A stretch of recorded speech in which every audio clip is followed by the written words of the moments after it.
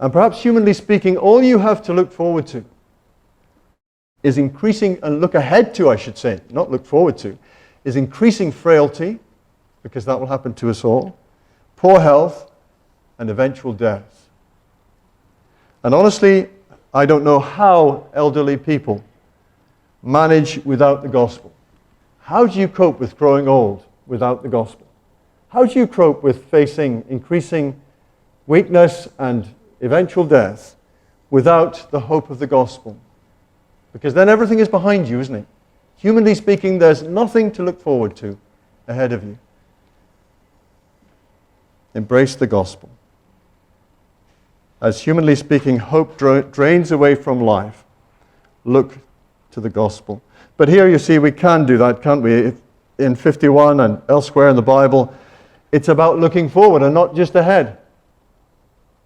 And looking forward with hope and confidence and expectation to the promise of a bright tomorrow and a glorious new life. Look especially at verses 3 and 11. Verse 3 is full of hope, of looking forward. The Lord will surely comfort Zion and will look with compassion on all her ruins. He will make her deserts like Eden, her wastelands like the garden of the Lord. Joy and gladness will be found in her, thanksgiving and the sound of singing. And then verse 11 is like it. Those the Lord has rescued will return. They will enter Zion with singing. Everlasting joy will crown their heads. Gladness and joy will overtake them, and sorrow and sighing will flee away. This is the hope that is given to the people of God who seek righteousness through faith in Jesus. Looking forward, looking forward, not just ahead. What we see in verse 3 is, first of all, a beautiful environment, a paradise like Eden, deserts like Eden, wastelands like the garden of the Lord.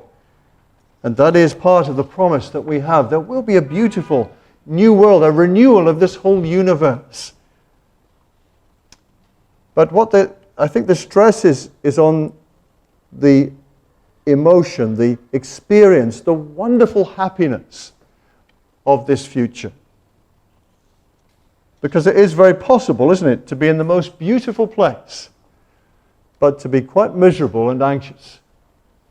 As I regret to say, I have proved many times on lovely holidays in lovely locations, but I've been consumed by anxiety. But here the promise is of nothing but happiness. Look at the words that are used. Verse 3, 4 different words for pretty much the same experience. Joy, gladness, thanksgiving, and singing. Verse 11, everlasting joy, gladness, and joy, and sorrow and sighing will flee away. What a wonderful prospect for the people of God. There's a day coming. Now I know it's hard to be happy. Often think it's quite hard to be happy in this life. It's a struggle, isn't it? It's a fight. But there's a day coming when it will be easy. It will be natural. You will be just overtaken by joy. I will not be allowed to spoil it with my grumpiness, this paradise. We will be overtaken is the word that is used in verse 11. Gladness and joy will overtake them. Overcome, overwhelmed is the meaning.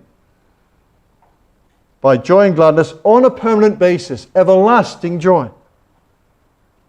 Peter in his first letter, as you might hear on Wednesday soon, calls it being overjoyed when Jesus' glory is revealed. Overjoyed. Not joy, but overjoyed.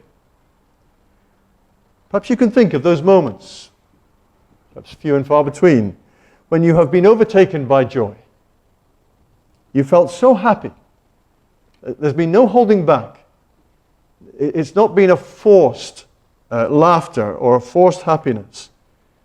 It's not just a polite grin, but you've been overwhelmed and overtaken by joy and gladness. Maybe you split your sides laughing, unable to contain yourself. Think of those moments. That's what is promised to us in the future. Glenn and I visited Michael a few weeks ago. We had such a laugh with him. He's such a funny guy. And I thought to myself afterwards, how long is it since I've laughed like that? Kind of lost myself in the moment. Do you know what I mean? Overtaken by joy and gladness.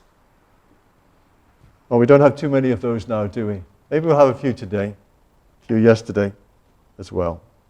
But when Jesus returns and his glory is revealed to us all, that joy, that kind of overtaking joy, will be always and forever. And sorrow and sighing, which is still very much with us today. I wonder if you've been sighing today at all. Perhaps as you got up in the morning, thought of Monday. Sighs. The world is full of sighs. But their days are numbered and they will soon flee away, never to be seen again. That's the prospect. That's the promise we have in Christ.